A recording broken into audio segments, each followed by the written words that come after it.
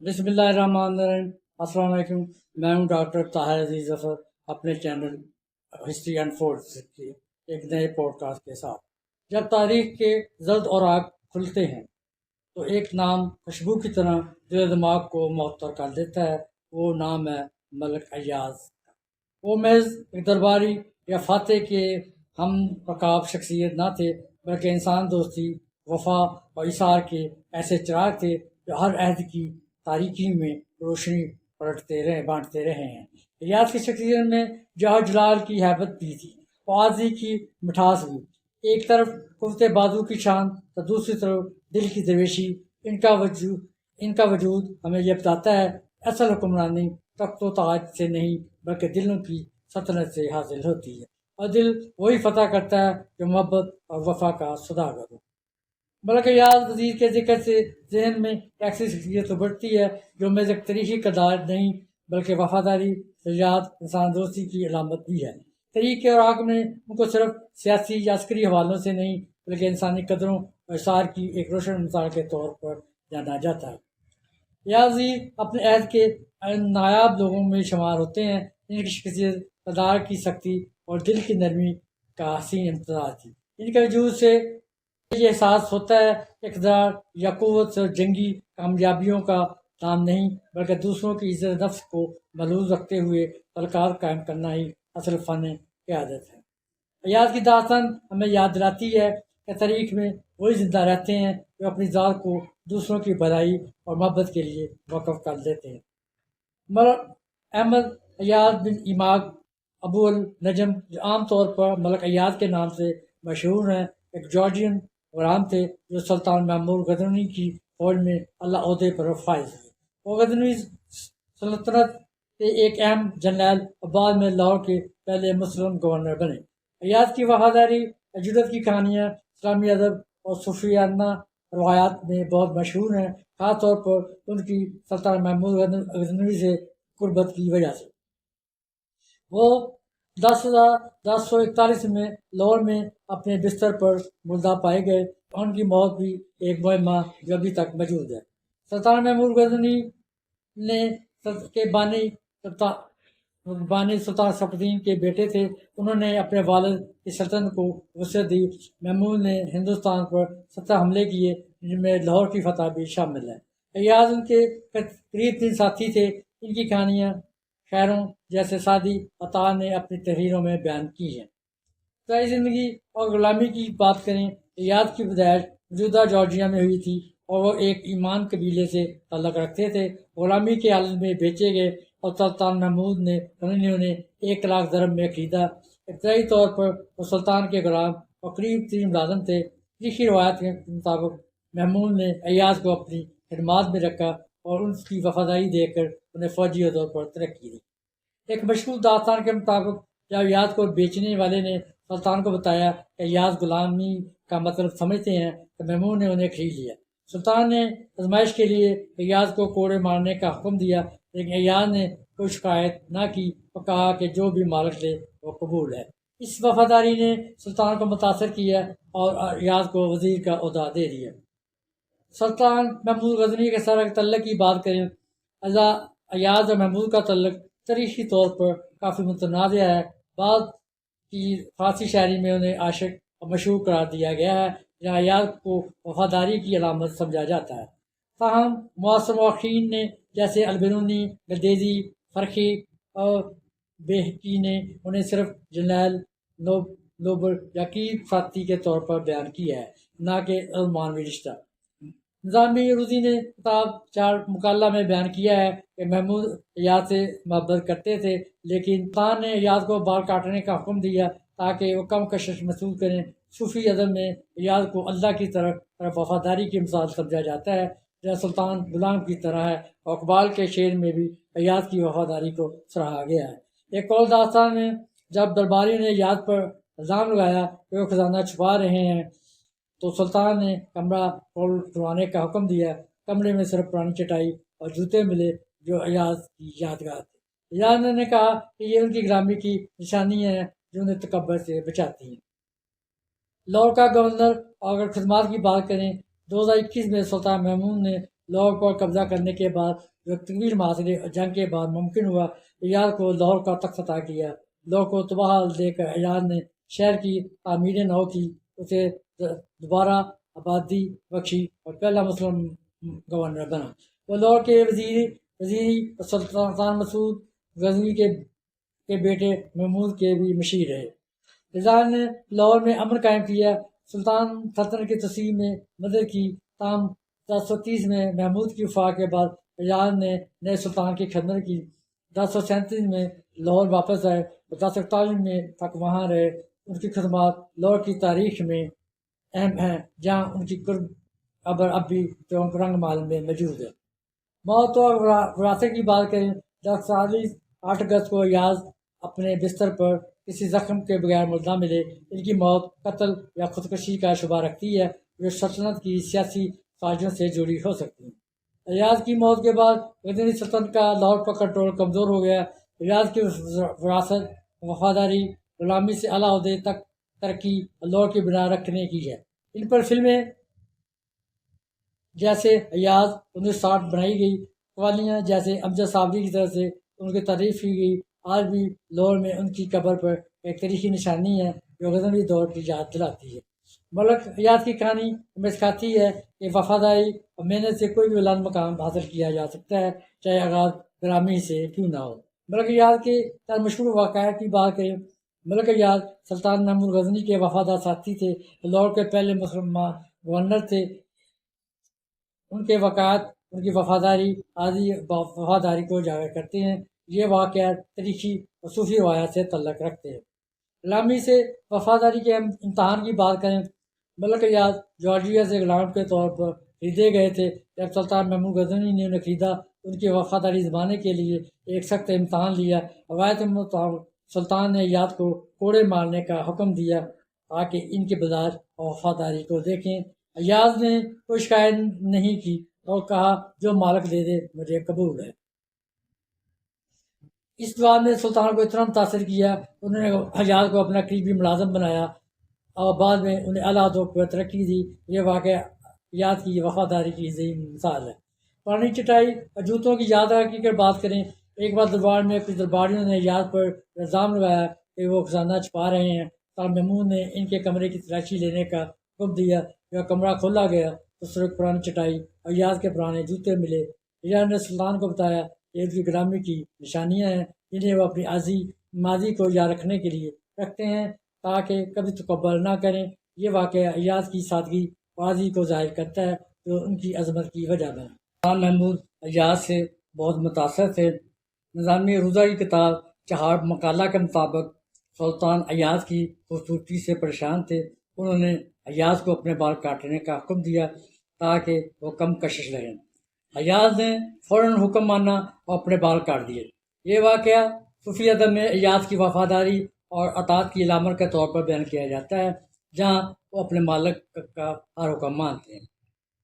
لاہور کی فتح اور تعمیر نو کی بات کریں، سلطان محمود نے لاہور 1021 میں قبضہ کیا، جو کہ طویل معاصرے کے بعد ممکن ہوا۔ لاہور اس وقت تباہ حال تھا۔ فتح کے بعد سلطان محمود نے ایاز کو لاہور کا گورنر مقرر کیا، لیکن ایاز نے شہر کی تعمیر نو کی، اسے دوبارہ آباد کیا، امن قائم کیا۔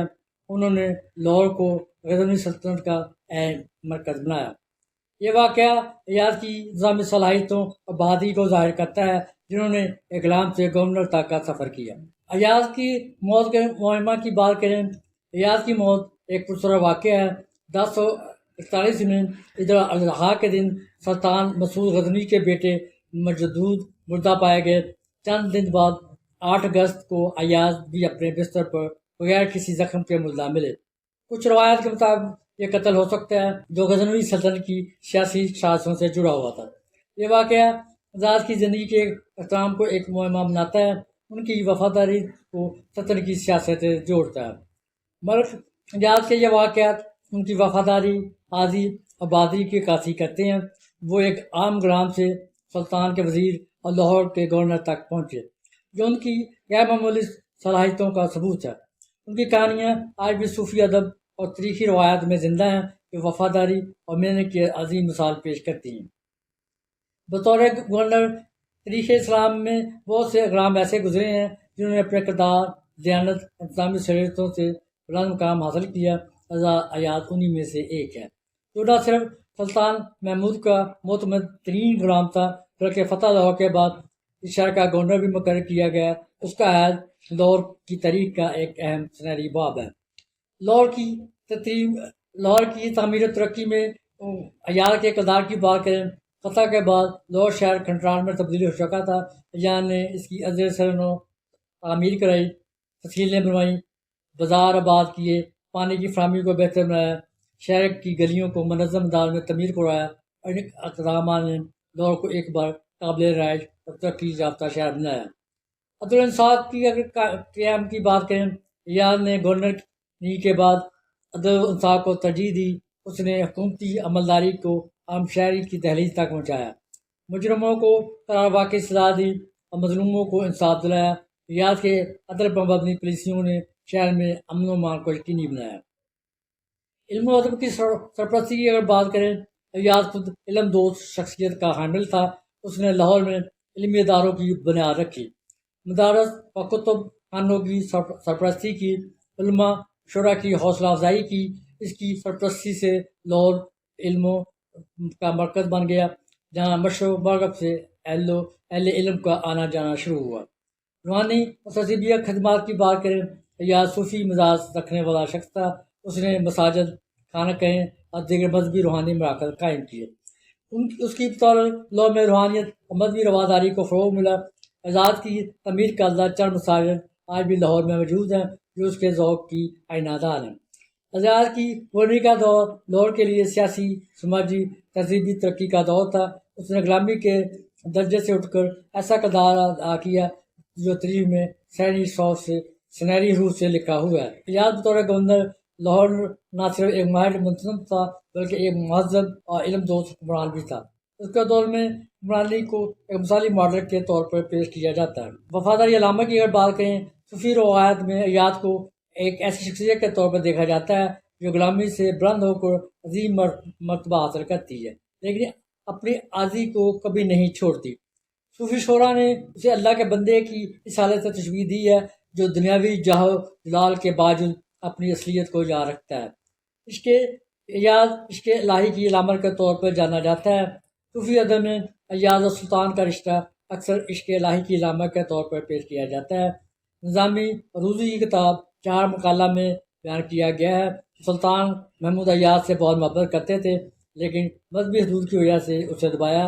ایک واقعہ میں سلطان ایاز کو اپنے بال کاٹنے کا حکم دیا تاکہ وہ کم کش لیں۔ ایاز نے فوراً حکم مانا۔ صوفی شعراء جیسے سعدی نے اس واقعہ کو اللہ کے سامنے بندے کی کامل طاقت سے تعبیر کیا ہے۔ ایاز کی وفاداری کو بندے کی علامت سے تشبیہ دی ہے جو اپنے رب کے حکم پر بغیر سوال کے مانتا ہے۔ عطار نے اپنی کتاب تذکرات الاولیاء میں ایاز کو ایک عاشق کے طور پر پیش کیا ہے جو اپنے معشوق اللہ کے لیے ہر قربانی دینے کو تیار ہے۔ میر ایاز کی داستان کا صوفیہ مفہوم اگر سمجھنے کی کوشش کریں، صوفی روایات میں محمود ایاز کی کہانی کو اکثر بندے اللہ کے رشتے کی علامت کے طور پر بیان کیا جاتا ہے۔ سلطان محمود کو معشوق، ایاز کو عاشق کے طور پر دیکھا جاتا ہے۔ مشہور صوفی شاعر مولانا روم نے اپنے مصنوع میں ایاز کی وفاداری کو ایک بندے کی اللہ کے ساتھ محبت اور اطاعت سے تشبیہ دی ہے۔ ایک روایت کے مطابق جب سلطان ایاز کو کوڑے مارنے کا حکم دیا تو اس نے وفاداری ازمائی تو ایاز نے کہا جو مالک دے وہ قبول ہے۔ صوفی مفکرین اسے بندے کی اس حالت سے تعبیر کرتے ہیں جو اللہ کی طرف سے آنے والی ہر زمائش کو قبول کرتا ہے۔ یہ واقعہ صوفی ادب میں ایاز کی علامتی اہمیت کو اجاگر کرتا ہے۔ بلکہ ایاز کی شخصیت علامہ اقبال کی شاعری اور فلسفے میں ایک علامہ کے طور پر نمایاں ہے۔ اقبال جو بیک وقت شاعر، فلسفی اور صوفی فکر کا حامل تھے، نے ایاز کی وفاداری، عاجزی اور خودی کی بلندی کو اپنی شاعری میں استعمال کیا تاکہ روحانی اخلاقی اقدار کو اجاگر کریں۔ ایاز اور اقبال کا تعلق براہ راست تاریخی نہیں بلکہ علامتی اور فلسفیانہ ہے۔ جو صوفی روایات اقبال کا تصور خودی سے جڑا ہوا ہے، اقبال نے اپنی شاعری میں ایاز کی وفاداری کو سراہا مثال کے طور پر پیش کیا۔ اقبال نے اپنے شعر میں ایاز کو ایک ایسی شخصیت کے طور پر بیان کیا جو اپنی عاجزی اور وفاداری کے ذریعے بلند مرتبہ حاصل کرتی ہے ایک شعر میں کہتے ہیں خودی کو کر بلند اتنا کہ ہر تقدیر سے پہلے خدا بندے سے خود پوچھے بتا تیری رضا کیا ہے۔ اگرچہ یہ شعر براہ راست حیات کے بارے میں نہیں، اقبال نے حیات کی وفاداری کو خودی کی بلندی اللہ کے سامنے عاجزی کے مثال کے طور پر استعمال کیا۔ حیات کی کہانی اقبال کے فلسفے میں ایک بندے کی خودداری اللہ سے تعلق کو عکاسی کرتی ہے۔ حیات کی وفاداری اور خودی کے تصور کی اگر بات کریں، اقبال کا فلسفہ خودی انسان کے اندرونی قوت اللہ کے سامنے کامل اطاعت پر زور دیتا ہے۔ حیات کی کہانی خاص طور پر ان کے گرام سے وزیر اور گورنر بننے کا سفر اقبال کے اس سفر سے آہنگ ہے کہ انسان اپنی محنت وفاداری عاجزی سے اپنی تقدیر خود لکھ سکتا ہے۔ صوفی روایت میں حیات ایک ایسی شخصیت ہیں جو غلامی سے عروج تک کا سفر طے کرتے ہیں لیکن اپنی عاجزی اور وفاداری کو کبھی نہیں چھوڑتے۔ ان کی کہانیوں کو صوفی شعراء نے اللہ کے ساتھ بندے کے رشتے کی علامت کے طور پر پیش کیا ہے۔ حیات کی وفاداری، اطاعت اور عاجزی انہیں صوفی ادب میں ایک ابدی کردار بناتی ہے جو آج بھی لوگوں کو اللہ کی طرف کامل سپردگی کی ترغیب دیتی ہے۔ اور ان کی داستانوں کو نہ صرف فارسی اردو ادب بلکہ صوفی فکر میں بھی متاثر کیا۔ ان کی قبر لاہور میں ایک روحانی مرکز کے طور پر موجود ہے۔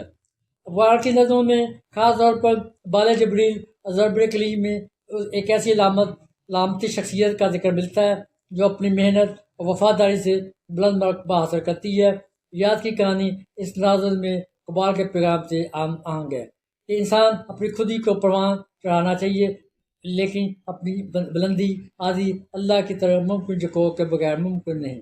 حیات کی کہانی کا صوفی ادب میں ایک ستارہ ہے جو بندے کی اللہ کے سامنے اطاعت اور محنت کو اجاگر کرتی ہے۔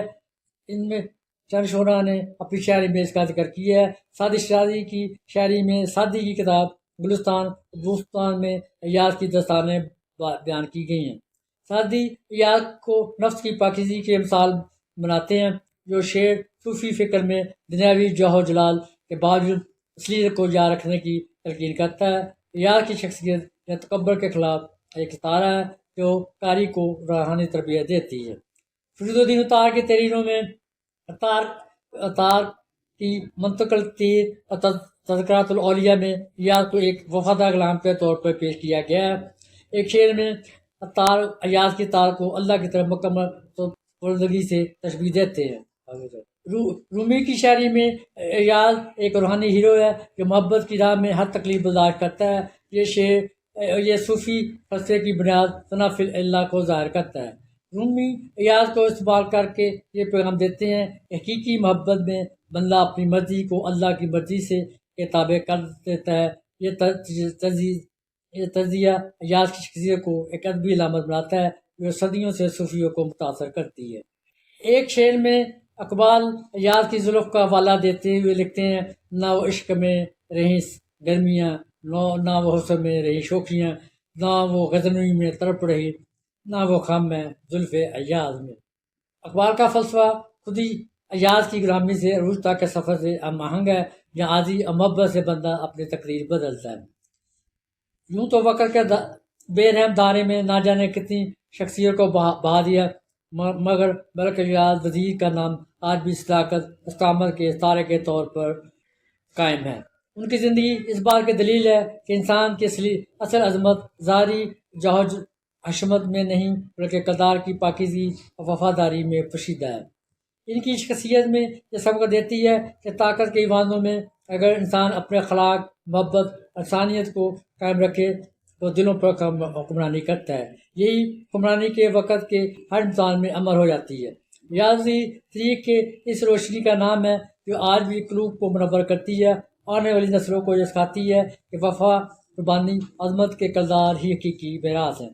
ہم جانتے ہیں وقت کی تیز آندیاں کتنے چراغ بجھا دیتی ہے مگر کچھ ان میں حیات کا نام صدیوں کے پردے میں آج بھی روشنی دیتا ہے۔ بلکہ حیات وزیر انہی جاوداں ناموں میں ایک ہیں جنہوں نے وفا کو زیور اور انسانیت کو تاج بنایا۔ ان کی داستان ہمیں یہ سبق دیتی ہے کہ دنیا کی سب سے بڑی میراث نہ سلطنت ہے نہ دولت بلکہ اقتدار کی بلندی عشق کی سچائی ہے۔ حیات وزیر طریق کے افق پر وہ ستارہ ہے جو نہ بجھتا ہے نہ مدھم ہوتا ہے اور آنے والی نسلوں کو یہ پیغام دیتا ہے کہ محبت، عظمت، قدار ہی وہ چراغ ہے جو انسان کو ابدی حیثیت بخشتے ہیں۔